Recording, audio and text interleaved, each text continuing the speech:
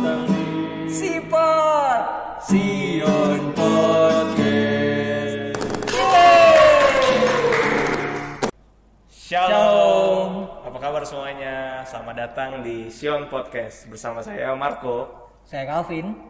Dan hari ini kita mau bincang-bincang santai aja kali ya, Vin ya. Bincang-bincang santai Marco pastinya. Dan dengan suasana yang kayak udah mulai menuju Christmas nih, udah mulai iya Natal. Ada udah ornamen tersendiri. Ornamen sendiri. Dan kita nggak berdua doang kan, Vin ya? Nggak berdua doang kita. Kebetulan kita hari ini ada bintang tamu yang Spesial untuk ya. datangkan hari ini buat ngobrol sama kita.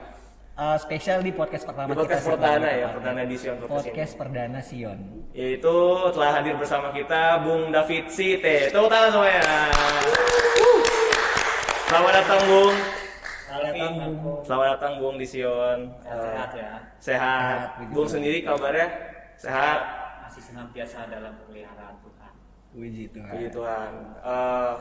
Sebelum kita mulai berbincang nih Bung, kami ingin mengetahui sedikit Bung, sebenarnya Bung David ini tuh dikenal itu sebagai apa, atau pekerjaan Bung itu apa sih sekarang? Ya, thank you ya Marco dan Kevin. Walaupun saya bergumul sebenarnya, ternyata saya baru tahu ini podcast perdana dan saya tamu perdana. Semoga Hasilnya semoga baik Iya, dan jadi berkat ya. Oke, Pasti baik. saya pendeta GPIB, kurang lebih 1 tahun 1 bulan sudah sejak diteguhkan. Saya diteguhkan November 2020. Ya. Dan saat ini saya sebagai pendeta pelayanan umum GPIB yang ditugaskan di Sekolah Tinggi Filsafat Teologi Jakarta. STT. Ya.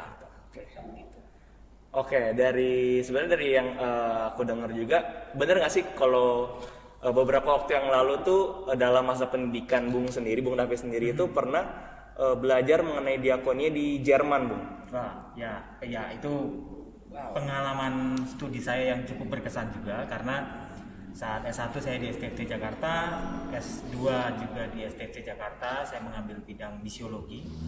Lalu ada kesempatan untuk S2 Jerman lagi itu. Iya. Tentang diakonia di Jerman. Jadi antara teori dan praktik sepertinya bertemu, dan ya saya bersyukur atas pengalaman itu, dan sekarang mungkin sedang tahap demi tahap mempraktikkannya di jemaat. Oh, berarti ketika udah dapat ilmunya, sekarang lagi proses untuk mulai mempraktikannya ya. Dan tentu terus belajar ya. Ya. Kalau praktek itu di STT-nya aja apa di Ya. ke GPIB juga sih? Ya, di beberapa gereja saya juga bersama dengan para pemuda ataupun pelayan di gereja merancang sebuah program, tapi secara spesifik memang di kampus ya, mengajar tentang diakonia dan tahapan-tahapan, metode-metode, termasuk secara spesifik tentang manajemen diakonia gitulah. Nanti dikaitkan dengan misalnya momen-momen nanti kita ya perayaan Natal. Apa sih yang bisa kita lakukan kira-kira gitu ya. Oke. Nah, perspektif itu yang menarik nanti saya pikir Dalam praktik itu sendiri ya. Oke. Sebenarnya jadi teman-teman sekalian, ini Bung Siti ini kalau bisa kita jelaskan lagi, udah 1,5 tahun ya untuk melayani menjadi pendeta di GPIB itu sendiri. Oke. Mending kita langsung masuk ke perbincangan kita yang pada pagi hari ini aja nggak sih, Vin? Boleh banget, mungkin karena teman-teman di rumah juga udah menungguin kan apa Parah. sih isi dari podcast ini ya. Mereka udah nunggu-nunggu banget deh kayaknya. Nunggu banget kayaknya. Oke Bung David, mungkin saya ingin kita ingin ngobrol bincang santai aja. Kan sekarang itu sudah tanggal 17 nih ya. Mungkin ini nggak tahu tapi di-uploadnya kapan, tapi kita syuting itu tanggal 17 nih. Iya, iya. Seminggu lagi, sekitar seminggu itu sudah mulai kita yang masuk namanya perayaan Natal, yaitu tanggal 25 Desember itu sendiri. Nah, karena masuk vibe Natal itu sendiri, jadi saya tuh sering melihat nih teman-teman saya mungkin ya baik itu di media sosial ataupun di kayak waktu saya SMA masih kita sebelum ada pandemi ini, kayak melihat teman saya tuh udah mulai dari seminggu ini mereka kayak mulai lunch. Christmas lunch atau Christmas dinner, ataupun yang udah ada vacation ke Bali atau keluar kemanapun gitu. Nah, tapi tuh di tanggal 25 itu sendiri mungkin mereka ada yang masih dalam perjalanan liburan ataupun masih merayakannya di luar daerah dan lain-lain itu, tapi mereka tidak pergi ke gereja itu sendiri tanggal 25 itu. Nah, ada nggak sih Bu arti dari Natal itu sendiri nih secara Alkitabiah itu diartikan tuh sebagai apa sih Bu sebenarnya? Ya, apa yang Marco tanyakan ya cukup dilematis ya. Pertama begini, saya kalau mau membagi tentang apa sih pemaknaan Natal menurut Alkitab, kira-kira begitu ya. Nah, saya ingin berbagi sedikit pengetahuan yang ringkas lah. Baik. Pertama nih Marco sama Calvin, kata Natal kan tidak ada dalam Alkitab ya. Kata Natal itu tidak ada dalam Alkitab. Iya. Yang ada adalah hari kelahiran Yesus. Nah, itu mulailah muncul perdebatan dan itu dibilang bagaimana gereja mengadaptasi tradisi-tradisi yang berkembang pada saat itu. Termasuk berbagai ornamen Natal ya yang ya kita lihat kita kenal Natal, sekarang ini ya. Macam-macam gitu kan. Macam-macam. Jadi ada banyak tradisi yang tidak tertulis di dalam Alkitab, namun pada akhirnya sekarang menjadi perayaan tradisi yang dijalankan secara umum oleh banyak umat Kristen Protestan. Bahkan tanggal pun ya, kalau Calvin sama Marco sering pernah membaca, tanggal pun menjadi perdebatan. Oh, ada yang mengatakan Natal itu sebenarnya 6 Januari Bapak gitu ya. Lalu ada yang mengatakan bukan tanggal 25. Nah, itu seperti perdebatan yang tak habis-habisnya gitu. Tapi hal yang menarik yang menurut saya salah satu pendapat adalah bagaimana sebenarnya tanggal-tanggal itu sebenarnya tidak terlalu mempengaruhi dan tidak terlalu dihebohkan juga untuk dibahas karena semua itu ada dalam rangkaian tahun liturgi namanya. Jadi ditata sedemikian rupa bagaimana misalnya kita hari ini ya saat rekaman ini kita berada dalam minggu Advent ketiga kan ya. Mau masuk minggu Advent keempat. Nah, ditatalah tahun liturgi sedemikian rupa mulai dari Advent, Natal, lalu nanti Epifani dan seterusnya supaya itu dalam satu tahun liturgi terjadi rangkaian. Nah, kemudian kalau kita memaknai Natal sendiri, apa sih maknanya bagi kita? Sementara tadi Marco bilang udah ada nih yang pergi early dinner gitu ya, Christmas dinner, holiday, vacation dan lain sebagainya. Nah, ini pun jadi perdebatan Calvin dan Marco. Pertama begini, ada yang merayakan Natal sebelum tiba pada waktunya. Misalnya ya, kita berada di minggu Advent pertama. Minggu Advent kan masa penantian ya, kita bergumul, menanti, merenungkan, mengingat kembali pelawatan Allah itu dalam hidup manusia. Tapi sementara di sisi lain, orang sudah berpesta merayakan sukacita itu. Jadi ada kontradiksi sebenarnya. Sebenarnya kita lagi menanti atau sudah langsung prematur merayakan. Nah, itu yang kalau teman Calvin dan Marco melihat pasti akan ada saja misalnya ya. Umumnya alasannya begini, ya kita waktunya mepet. Tanggal 24-25 itu kan ibadah di gereja dan seterusnya. Jadi sementara kami perkumpulan, organisasi, komunitas acaranya terlalu banyak. Iya, pilih. Nah, ya saya juga menemui beberapa komunitas yang pada akhirnya mencoba mencari alternatif dengan mengatakan misalnya mereka mau merayakan ya mau dinner, mau vacation, mereka menamainya sebagai ibadah atau perayaan menyambut Natal Kristus. Nah, kira-kira gitulah. Jadi ya tentu ini dipengaruhi berbagai konteks ya. Tapi secara umum yang saya pahami ya dan saya terus gumuli juga bahwa makna Natal itu kan sebenarnya kita mulai dari masa raya Natal itu sendiri. Mulai dari minggu Advent pertama, kedua, ketiga, keempat, lalu kita Natal Kristus. Nah, mulai dari minggu Advent pertama sampai keempat inilah kita sebenarnya bergumul dalam masa penantian itu. Nah, saya pernah menulis sebuah tulisan ringkas ya. Dalam masa penantian itu sebenarnya kan kita juga sedang dalam perjalanan kembali pulang. Kembali pulang dari mana? Dari gurun kehidupan kita.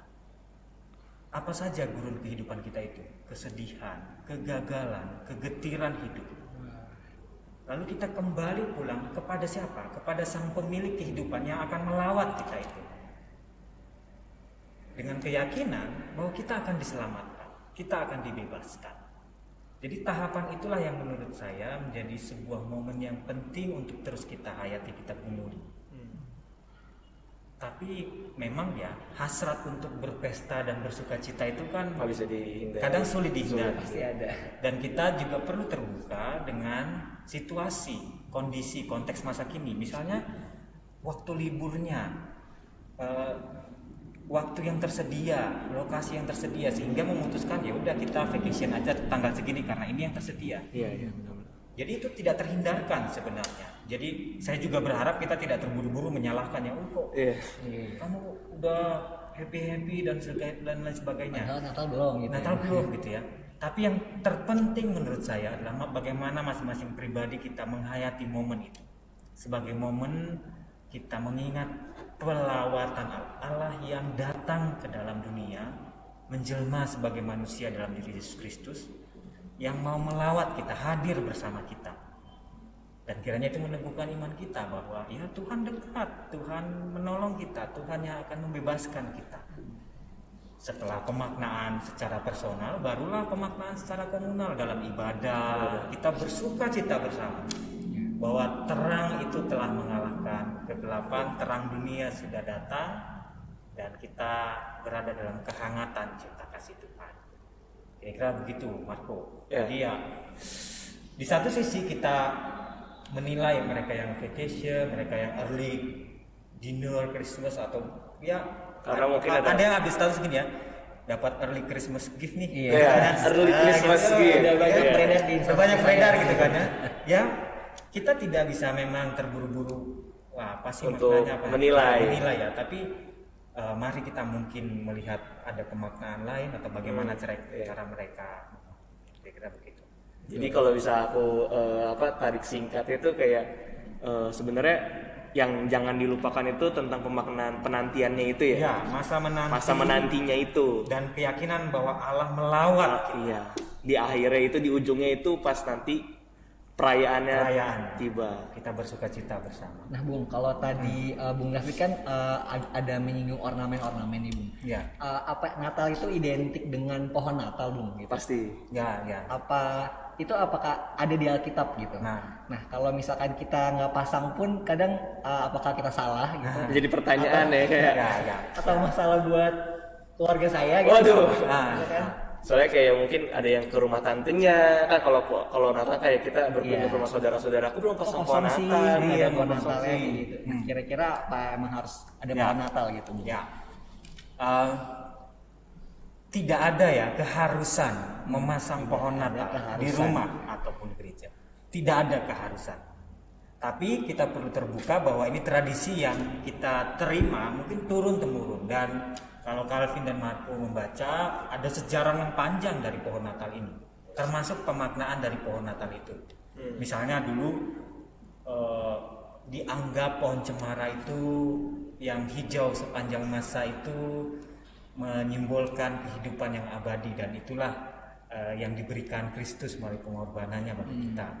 Dan ada banyak misalnya santo ataupun tokoh-tokoh gereja yang kemudian mempopulerkan pohon Natal itu. Saya kalau tidak salah ada Santo Bonifacius ataupun juga Martin Luther yang juga pernah dituliskan cukup mempopulerkan juga dengan berbagai ornamen-ornamen hiasan dengan pemaknaannya tersendiri. Misalnya Oh jadi mempunyai makna sendiri itu ya. jadi ada pemaknaannya, terus itu berkembang diwariskan, lalu misalnya gereja-gereja di barat, misalnya Jerman yang pada akhirnya dikenal sebagai gereja yang mempopulerkan pohon Natal itu ketika menyambut Hari kelahiran Yesus gitu, dengan hiasan-hiasan dan berbagai macamnya. Tapi ada banyak negara-negara. Nah, bayangan saya kemudian tradisi itu disebarkan bersama dengan para misionaris atau pekabaran Injil, dan melihat tradisi itu menjadi bagian dari tradisi gerejawi. Nah, apakah ada di dalam Alkitab? Tentu tidak ada. Hanya menjadi sebuah tradisi yang berkembang dan diadaptasi kemudian dengan pemaknaannya tersendiri. Seperti tadi ya, menyimbolkan keabadian, kehidupan kekal, pertumbuhan dan lain sebagainya. Nah, apakah salah jika kita tidak memasang pohon Natal di gereja atau apa? Nah, seperti tadi ya Calvin, tampaknya kita perlu rendah hati untuk tidak terburu-buru membenarkan atau menjelaskan. Karena kita perlu belajar dari Alkitab juga, belajar dari tradisi gerejawi, gitu ya.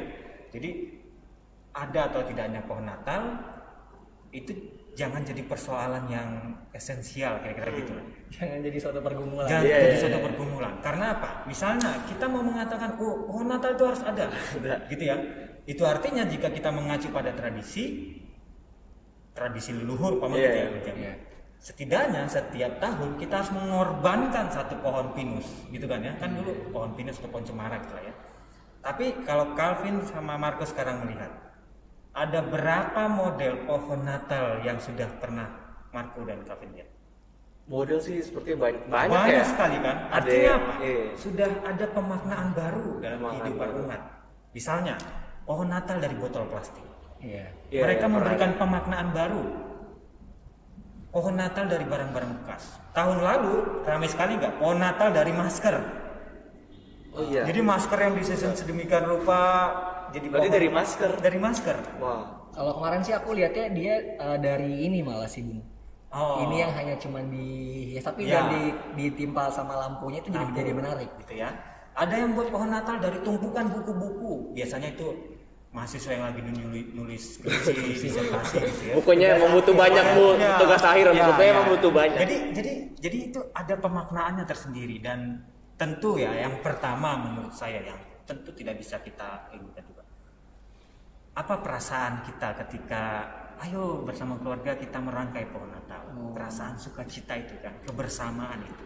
Adanya kebersamaan untuk merakit misalnya merakit pohon Natal itu sendiri. Dulu ya waktu saya kecil itu ya, saya menanti-nantikan momen kapan Bu, Pak kita pasang pohon Natal. Lalu menghiasi gitu kan, itu ada sukacita. Dan kita bersama-sama mengingat bahwa ya Yesus akan datang, Yesus akan menyelamatkan kita. Dia dekat dengan kita. Dan itulah yang menurut saya tidak mungkin kita hindari perasaan sukacita itu. Kebersamaannya itu kebersamaan bersama dengan Tuhan. Apalagi ya ada beberapa, ini kan tidak semua. Ada beberapa yang menyiapkan kado-kado di bawah pohon Natal. Wah, Itu saya salah satunya sih. Itu saya juga waktu kecil yang tunggu-tunggu tuh itu Iya. taruh kado besok pagi bangun pilih kado yang mana nih.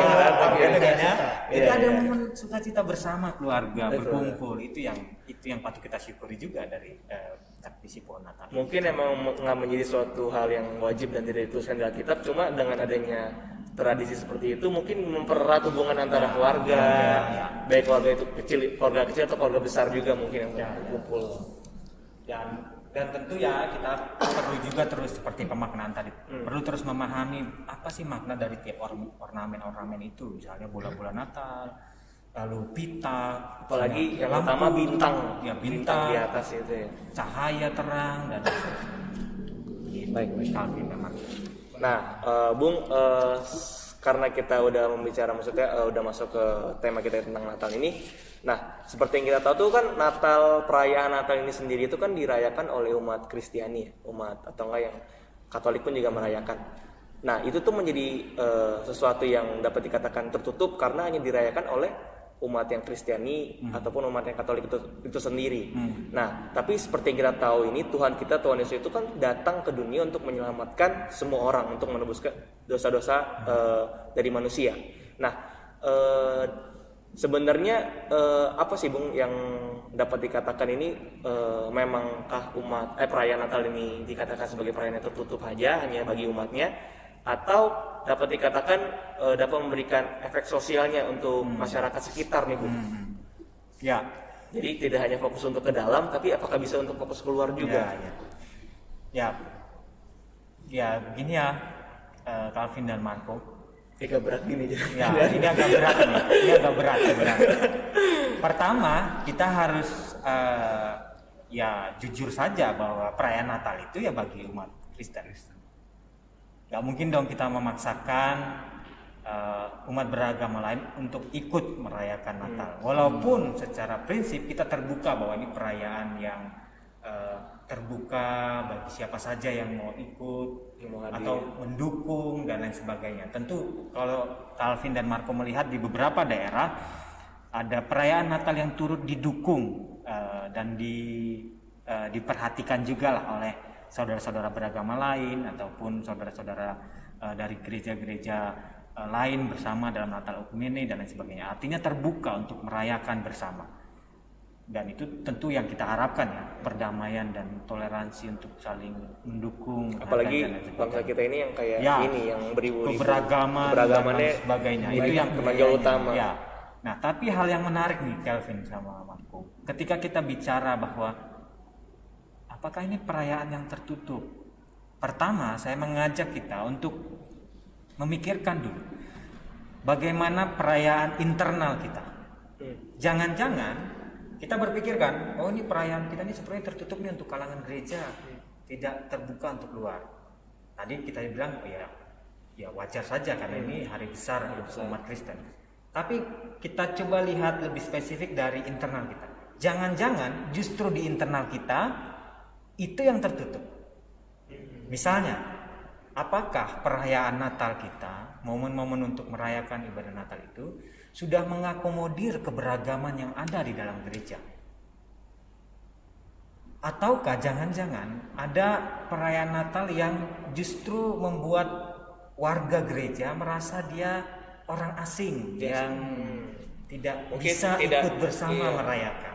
Mungkin tidak, maksudnya kalau misalnya kayak di pemuda sendiri kayak ada yang jarang datang ke gereja, apalagi pas Natal mungkin temennya karena dia temennya mungkin bisa diajak ikut. Ya, jadi bukan persoalan semata pada model perayaannya, tapi bagaimana relasi komunikasi di dalam kehidupan bergereja kita yang tidak memaksakan satu pihak untuk membuat momen perayaan seperti ini dan seterusnya. Tapi seperti tadi contohnya, jangan-jangan ada orang yang merasa, wah saya kayaknya tidak diperhatikan, saya tidak dilibatkan, saya tidak diundang. Nah, hati-hati loh, ada orang yang merasa bahwa biarpun itu perayaan, tapi ketika dia merasa tidak diundang, dia adalah orang asing di dalam kehidupan komunitas itu. Jadi bagaimana nih contohnya? Bagaimana kita mengaplikasikan momen perayaan Natal sebagai Allah yang melawat kita itu dengan kita juga melawat mereka yang mungkin selama ini kita lupakan, diasingkan, tidak dipedulikan, atau mereka yang selama ini terlupakan oleh kita. Mulai dari internal kita. Dan tentu ya efek sosial perayaan Natal atau momen Natal itu tidak bisa dihindarkan. Kurang afdol rasanya bila kita tidak keluar juga. Artinya kita merayakan Natal bersama dengan komunitas lain atau menggalang bantuan untuk misalnya konteks kita Indonesia yang tidak terlepas dari bencana ya. Nah, artinya apa? Bahwa kita menghayati Natal Kristus sebagai Allah yang melawat kita, yang menghadirkan damai sejahtera bagi kita, juga kita teruskan sukacita itu. Bukan hanya bagi kita dan komunitas kita sebagai persekutuan di GPIB, umpama Gereja Sion ya, GPIB Sion. Tapi bagaimana kita juga misalnya GPIB Sion merayakan Natal bersama panti asuhan A, B, dan C. Lalu GPIB Sion juga menggalang dalam masa raya Natal ini menggalang bantuan untuk yang terkena bencana atau bantuan sembako untuk para warga terdampak COVID dan seterusnya. Pelayanan kesehatan itu momen, jadi bukan momen biasa, tapi momen merayakan sukacita. Ya. Dan kita mau orang lain juga merasakannya. Dan itu menurut saya akan baik jika dipelihara terus-menerus. Dan itu juga baik dirayakan dalam masa raya Natal itu. Jadi kan kita tadi ingat ya, Natal ya. Rangkaiannya sedemikian rupa. Advent 1, 2, 3, 4. Kita buat apa nih bersama warga? Bersama-sama kita libatkan. Dan disitulah sebenarnya kita mau terbuka merayakan Natal itu. Mungkin sama kayak kemarin kita mengadakan PSBB kali ya, Ko ya. Waktu Pasca. Apa itu? Mungkin Bung David nggak tahu PSBB. Jadi PSBB itu adalah suatu kegiatan dari AGP Sion dan panitia Pasca waktu kemarin.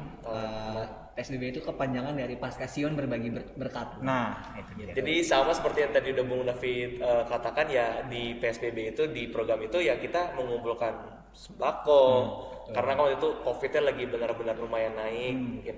Terus tapi pembatasannya masih dalam skala yang nggak terlalu ketat gitu ya, tapi agak dilonggarkan. Jadi kita berinisiatif di Pasca itu ya kita bagi-bagi berkat aja. Ya kita keliling-keliling ya. Dan mungkin itu bisa diterapkan juga kali ya nanti ya pas mungkin nggak tahu panitia lainnya. Aduh, MBB ya mungkin. Apa tuh MBB? Malam nggak tahu. Waduh. Kita tergantung panitia. Nanti bisa dirundingkan lah. Ya, itu menarik sekali jika terus bisa dilakukan. Karena ketika kita berbagi pada saat itu ngelihat muka yang kita bagikan sembako itu kayak semeringah gitu, jadi kayak nyentuh hati juga sih. Ya, mendatangkan sukacita juga bagi kita gitu ya, bahwa kita biarpun kecil dan sederhana itu ya, seperti lagu ya. Biarpun kecil dan sederhana. Tapi yang penting kita mau melakukan. Dan ingat juga ya Calvin sama Marco, ini juga bukan persoalan kita menggalang bantuan dan itu ya supaya kita terbuka atau ramah dalam perayaan Natal ini supaya tidak tertutup. Bukan hanya itu, tapi misalnya juga contoh sederhana. Dalam peribadahan kita nanti, apakah kita juga sudah memikirkan saudara-saudara kita yang orang-orang dengan disabilitas? Orang-orang yang rata-rata dipandang dengan sebelah mata. Ya, orang-orang disabilitas itu misalnya mereka yang tidak bisa berbicara, mendengar. Nah, misalnya contoh sederhana yang menarik saya lihat ya. Bagaimana kita bisa merayakan Natal yang bisa setidaknya diikuti oleh saudara-saudara kita, orang-orang dengan disabilitas. Misalnya sekarang tampilan live streaming kira-kira ya, gereja-gereja. Apakah gereja kita juga sudah memfasilitasi juru bahasa isyarat untuk teman-teman kita yang penyandang disabilitas? Artinya apa? Selama ini kita mungkin terlewatkan ya. Kita berpikir mereka bisa mengerti ibadah kita, tapi ternyata komunikasi kita tidak sampai kepada mereka karena bahasa kita berbeda. Tentu ini proses yang perlu terus-menerus. Bagaimana gereja pada akhirnya, di kalimat tesis saya, kalimat tesis S2 di STTJ, bagaimana gereja hadir sebagai gereja yang ramah dan terbuka. Itu tadi, supaya dia tidak tertutup dalam perayaan ataupun ibadah-ibadah.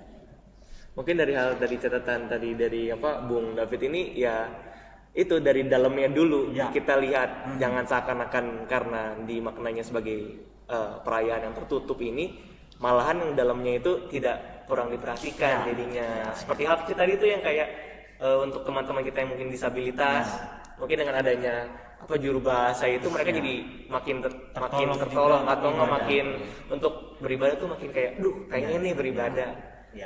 Wah, catatan juga nih untuk gereja kita. Kalau misalkan emang dalamnya sudah oke, baru mungkin kita baru bisa keluar gitu ya. Iya, nggak menutup untuk keluar juga. Nggak menutup kemungkinan kita ada ekspresi-ekspresi lain untuk terbuka. Tadi yang bagus sih, berkat itu jangan cuma taruh ke diri kita sih dalam ketika gereja ini mungkin dalam perayaan dapat berkat, harus alangkah baiknya tuh disalurkan lagi karena kan Tuhan itu udah kasih berkat ke kita kan. Betul.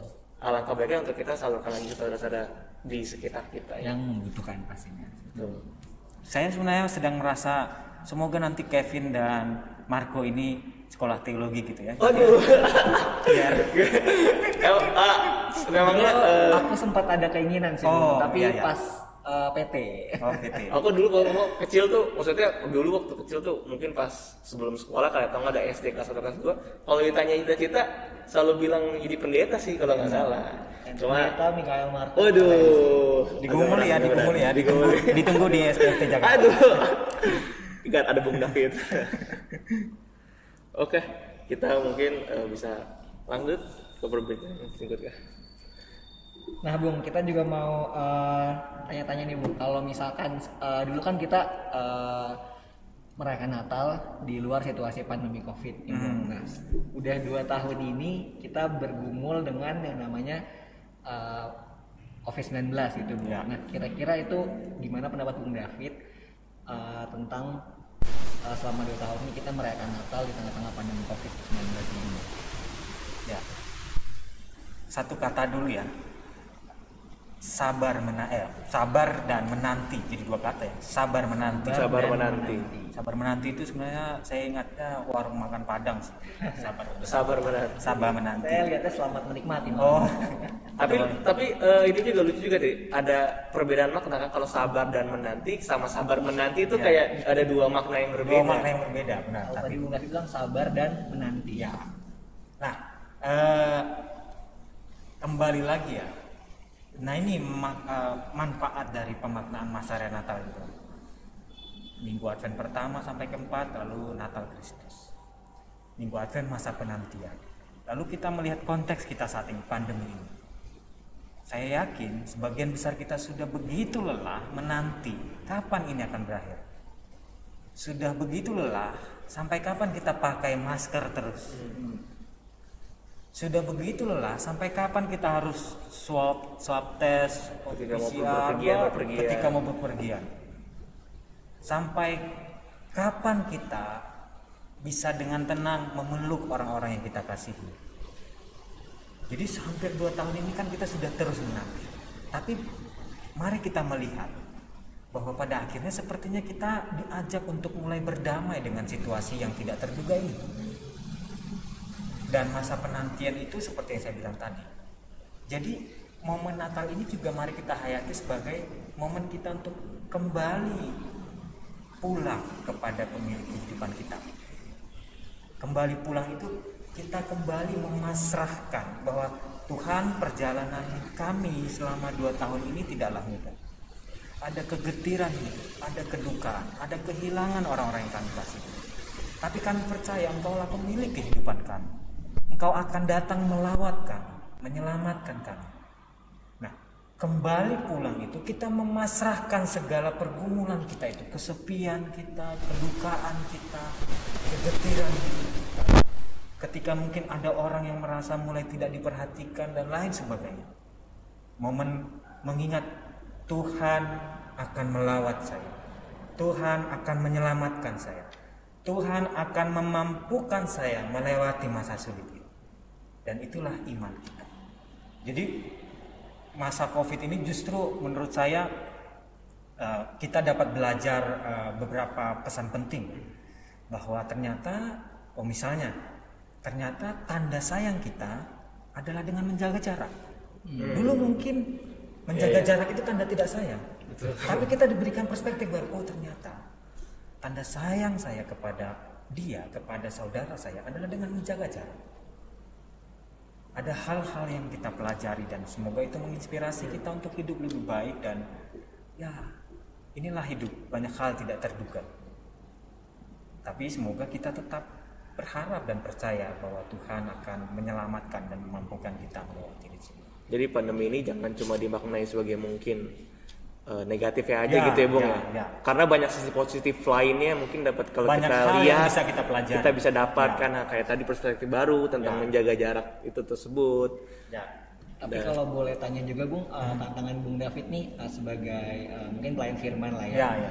Itu ada tantangan tersendiri nggak Bung ketika harus menggunakan media gitu awal-awal kayak gitu? Ya ini menarik ini. Dulu awal-awal pandemi ya, saya bergumul berat karena sebelum pandemi saya sudah mulai bersama dengan teman-teman di beberapa gereja menggerakkan digital ministry. Jadi bagaimana nanti kemungkinan kita bisa punya gereja itu punya akun YouTube dan seterusnya sebelum pandemi ini ya. Jadi kita sudah buat dan seterusnya di media sosial. Punya media yang bisa mengonlinekan menyiarkan. Tapi pada saat pandemi ada beberapa hal yang justru jadi pergumulan. Pertama, memang rasanya ketika kita tidak bertatap muka langsung dengan umat itu berat ya, sulit. Di sisi lain, saya mengingat orang-orang yang belum terbiasa dengan media teknologi. Satu hal yang saya pikirkan adalah bagaimana mereka beribadah. Kalau mungkin kita kalangan milenial ya gampang lah, tinggal buka Zoom, input ID, password, beres. Karena emang kesehariannya sudah terbiasa. Tapi kita nggak boleh lupa kan, ada orang-orang yang mungkin belum terbiasa dan butuh proses yang panjang untuk diajarkan dan lain sebagainya. Seperti oma-oma, opa di rumah gitu kan. Itu proses yang berat. Tapi saya bersyukur saya melihat ya beberapa gereja juga rekan-rekan pemuda itu cekatan, mendampingi, memfasilitasi, mendukung, dan itu saya sangat bersyukur. Dan ini membuktikan, ini yang menarik nih Kevin Marco. Dulu mungkin orang pernah berpikir, wah ibadah di YouTube itu nggak kudus, nggak sakral, gitu kan ya? Ada pemikiran yang seperti itu. Iya. Oh nggak bisa dan seterusnya. Tapi apa yang terjadi? Dipatahkan. Pandemi mengubah perspektif kita bahwa ibadah di ruang virtual pun itu sakral. Kita terpisah jarak dan waktu tempat dari rumah masing-masing, tapi kita disatukan dalam kasih Kristus. Pikiran orang terbuka, kita beribadah bersama meski di tempat yang berbeda. Menarik kan pada akhirnya. Dulu hal yang jadi perdebatan, ini nggak kudus, nggak sakral. Situasi mengubah itu. Situasi yang mengubah ya. Itu artinya apa? Banyak hal tidak terjadi, banyak hal tidak yang menggerakkan kita untuk beradaptasi. Karena memang sih kok sebenarnya saya pun sendiri merasakannya gitu ketika sebelumnya kayak perjamuan di rumah gitu. Maksudnya setelah pandemi ini perjamuan menjadi di rumah. Di rumah gitu, ya. Yang sebelumnya dilaksanakan di gereja. Bareng kayak di gereja gitu. Sekarang kayak kalau Bu Pendeta sih seringnya bilang siapkan apa aja yang ada, roti dan biskuit, air putih maupun teh, itu udah bisa menjadi iniin perjamuan gitu. Ya, meskipun ya kerinduan untuk bersekutu bersama itu tak terelakkan. Pasti ada. Gitu. Nah, semoga kita dapat segera terbebas dari situasi sulit ini. Nah, Bung, ingin bertanya lagi nih sepertinya. Kan kalau dalam perayaan adat itu, kalau misalnya kita lihat sekarang ini tuh zaman sekarang ini ada yang namanya misalkan orang-orang tuh melakukan konsumerisme yang berlebihan, terlalu berlebihan. Misalkan dengan adanya perayaan Natal, hedonisme iya itu ya. Yang kayak kayaknya mau pergi ke ibadah Natal aja tuh harus serba baru gitu. Kayak bajunya nih udah nih tahun lalu nih kayaknya nih. Padahal mah nggak bakal itunya juga kan kalau masuk ke gereja kayak ibu kayak pakai tahun lalu pakai baju ini deh, nggak mungkin gitu juga kan. Mungkin sepatunya juga pengen beli yang baru atau sesuatu yang baru. Tanggapanmu tuh kalau ada yang misalkan jemaat yang berpikiran seperti itu, bagaimana sih Bung maksudnya yang serba harus baru? Padahal dari Natal yang Bung jelaskan tadi pun maknanya tuh bukan dari situnya. Ya, ini saya pribadi ya Kevin Marco. Dulu ya masa SD SMP itu Natal itu pasti sudah terekam dalam pikiran saya. Kapan ibu saya mengajak ke pasar untuk beli sepatu baru dan baju baru. Dan itu saya sangat bahagia karena pada akhirnya saya sepatu baru, baju baru. Itu minimal tuh sepatu, baju, celana itu baru. Dan biasanya ada 2 pasang kan. Ini Natal pertama, ini Natal kedua. Iya. Sepatu tetap sama. Kondisi ekonomi kan juga pas-pasan. Yang penting baju beda-beda, Natal pertama, Natal kedua, tahun baru. Jadi minimal 3 pasang baju baru. Dalam perayaan dalam satu tahun. Iya. 1 tahun itu. Itu kalau nggak kebeli marah. Pasti. Kesel. Rasa sedih, rasa murung, gitu ya. Dan itu rutin berlaku. Tapi tentu ya setelah belajar dan pengalaman-pengalaman, sebenarnya kan nggak ada keharusan ya baju baru itu. Nggak ada keharusan.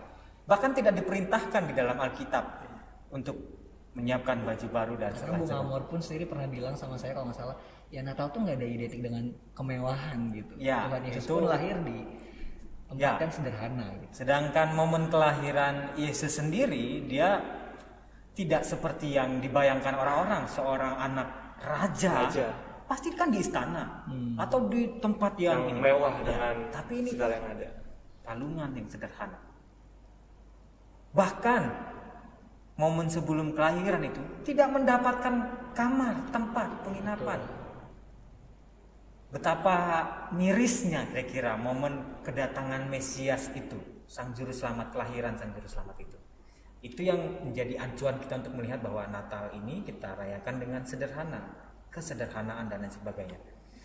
Tapi ya berdasarkan kisah tadi saya bilang, ini kan seperti semacam tradisi juga ya, tradisi yang secara tidak langsung diadaptasi oleh banyak umat Kristen. Untuk pertama nih yang sulit diperdebatkan, banyak mengatakan ini untuk menandakan sukacita kami. Tapi saya melihat sisi lain nih, Kevin dan Marco. Kita juga tidak bisa menghindari, jangan-jangan ada orang yang memang sudah sepenuh hati mau menampilkan diri, tampil dengan sebaik mungkin sebagai tanda sukacita. Itu artinya kita tidak bisa menilai bahwa wah ngapain sih harus baju baru. Jangan-jangan memang dia sudah menyiapkan khusus saya mau tampil dengan baik di hari Natal ini sebagai tanda sukacita saya. Tentu kita tidak bisa menyalahkan. Tapi ada saja yang begini seperti tadi, karena dia tidak baju baru, lantas tidak ada sukacita, lantas ada rasa rendah diri, malu apa kata orang nanti. Paradigma itu yang keliru. Seolah-olah ada baju baru kita bersukacita. Padahal tidak ada baju baru pun sepatutnya kita bersukacita. Jadi paradigma itu yang perlu terus kita bangun, kita suarakan juga dalam kehidupan persekutuan. Di sisi lain konsumerisme ini ya pelajaran bagi kita bersama. Tapi maaf kalau saya salah. Mari kita melihat dalam momen masa perayaan Natal, biasanya kan ada anggaran-anggarannya, anggaran-anggaran. Dalam momen itu misalnya ada usaha kita untuk menggalang dana. Oh kita mau memberikan, ada beberapa program yang saya misalnya kado Natal atau Angel Tree itu ibaratnya kita ambil satu nama anak lalu kita memberikan kado itu misalnya untuk anak-anak di daerah lah ya. Misalnya kita memberikan alat tulis buku atau memberikan Alkitab anak. Lalu kita menggalang dana sekian banyak, target dana kita 30 juta. Menggalang dana dari umat ya. Dapatlah dana itu. 30 juta kita belikan paket lalu kita kirimkan sebagai kado Natal. Itu baik sekali, benar kan? Tapi bayangkan, jangan-jangan ketika kita mau merayakan Natal, anggaran kita justru lebih besar dari di satu sisi kita menggalang dana, di sisi lain kita seperti menghambur-hamburkan dana. Nangkap gak maksud saya? Kita berusaha nih sementara untuk mendapatkan uang, umat untuk mengumpulkan uang. Di sisi lain, ketika kita menganggarkan perayaan Natal, uang itu justru kita hamburkan. Sekali lagi maaf kalau saya salah. Misalnya kita kita mau merayakan Natal. Jangan-jangan justru perayaan kita itu perayaan yang terlalu hedon, gitu ya. Waduh, pasaran nih. Sampai hal-hal yang sederhana misalnya. Misalnya contohnya, mereka harus pakai gaun, sewa gaun 2 juta, mama gitu. Mereka harus dirias, pakai make up artis 3 juta, mama gitu. Hal-hal yang harusnya tidak dikatakan tidak perlu wajib pun tidak apa-apa. Tidak apa-apa. Tidak ada. Kecuali hal-hal yang esensial ya kita mau merayakan misalnya kita nggak punya sound system bagus ya mau nggak mau kita sewa itu sudah masuk dalam anggaran misalnya gitu ya. Nah maksud saya adalah mari kita melihat kembali diri kita sendiri sementara kita mau menampilkan di publik kita berusaha berbagi sukacita Natal dengan hidup sederhana berbagi kasih berkat kepada sesama kita di sisi lain kita menampilkan perayaan yang pesta pora yang merangkul semuanya. Ini jadi pergumulan sebenarnya. Tentu ya, kalau kita melihat pasti ada pertimbangan-pertimbangan kenapa harus mengeluarkan dana segini. Tapi harapan yang saya pribadi sih berharap setiap gereja melihat hal yang esensial kita menampilkan perayaan Natal itu, kenapa kita harus mengeluarkan dana ini untuk ini, kenapa kita harus mengeluarkan dana ini untuk ini dan seterusnya. Ya, tentu kan kepanitiaan biasanya punya rapat-rapat untuk membahas itu. Tapi sebisa mungkin kita justru tidak menghambur-hamburkan untuk merayakan. Adalah lebih baik jika uang yang ada kita pakai untuk berbagi sukacita itu. Seperti yang tadi. Seperti yang tadi kan. Iya.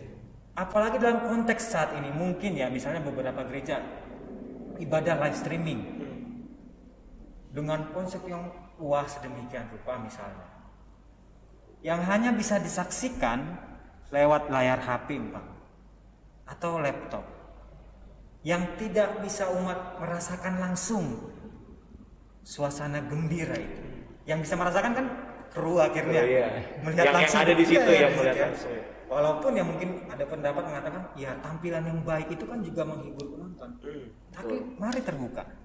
Di era saat ini orang mau mencari hiburan tuh gampang sekali kan, tinggal buka YouTube, media lain ya. Kan pas sekali. Nah, mengapa kita ya itu seperti tadi memikirkan dengan serius apakah kita perlu membuat seperti ini? Apakah ini kita perlukan? Atau bagaimana situasi keuangan gereja kita agar ini juga tidak menjadi beban dan justru menopang, kira begitu. Ya lagi-lagi ya, walaupun hasrat berpesta pora itu kan kita sebagai manusia itu kan, apalagi jika ada hasrat ingin menampilkan yang terbaik, kira begitu ya. Jadi ya itu ya sering jadi perdebatan. Mungkin aja tadi kalau tentang consumerism itu mungkin aja orang yang tadi udah kayak Bung jelaskan kayak yang memang dia sudah mempersiapkan nih untuk Natal ini, kayak dia emang mau menunjukkannya ya terbaik, datang dengan ke Tuhan, ibadah dengan versi terbaik dia gitu. Dan memang namanya pemikiran orang sekitar mah pasti ada aja. Pasti ada aja. Cuma emang kalau tujuannya dia untuk itu ya emang untuk memuliakan nama Tuhan gitu ya, gimana? Karena kita nggak bisa ya menutup mulut mereka gitu. Susah. Lebih baik kita menutup kuping kita sendiri untuk tidak mendengar hal-hal negatif seperti itu yang apa ya. Nah Bung, sayang sekali nih pertanyaan tadi mungkin menjadi pertanyaan terakhir kita ya untuk menutup bincang kita ya pada hari ini. Tapi semoga setelah ini kita nggak cuma berhenti di sini aja, mungkin kita juga bisa berbincang lagi dengan Bung David. Tentunya dengan tema yang berbeda-beda ya. Mungkin kedepannya kita bisa bahas hal yang lain, lagi tren ataupun tentang mungkin relationship ataupun apapun gitu. Dan kita aku Marco dan Calvin mengucapkan banyak terima kasih serta panitia juga kepada Bung David Sinte sudah hadir pada hari ini. Terima kasih Bung dan teman-teman semua yang udah nonton dari awal. Terima kasih banyak udah nonton sampai akhir. Aku Marco, saya Calvin, sama dengan Bung David Sinte. Jangan lupa untuk like, comment, and subscribe, and see you on the other video. Bye bye semuanya. Bye bye. Sampai jumpa di Sipot.